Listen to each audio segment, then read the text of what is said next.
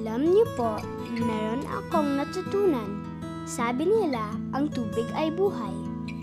Importante ang tubig. 75% ng ating katawan ay tubig, gaya ng lahat ng living things. Kahit saan may tubig. Sa langit, lupa, pati sa ilalim may tubig. Ang tubig ang dahilan kung bakit may mga bundok at valleys. Ang tubig ang nagpapatakbo ng mundo. Kailangan ang tubig para makagawa ng kuryente.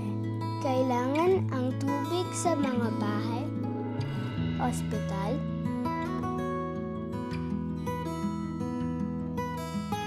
at ng buong bansa.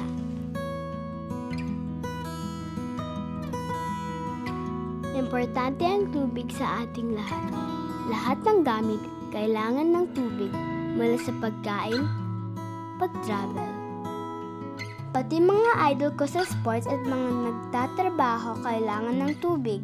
Sabi ng teacher ko, importante ang tubig sa mga bata. May mga namamatay sa sakit dahil madumi ang tubig.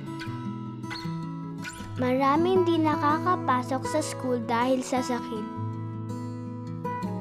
Tapos, maraming lumalaking payat at sakitin dahil hindi malinis ang tubig.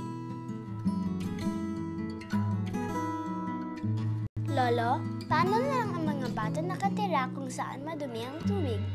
Huwag kang mag-alala, Julia po.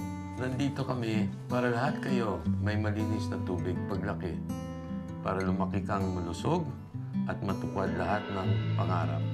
Yan ang pangako ko sa iyo.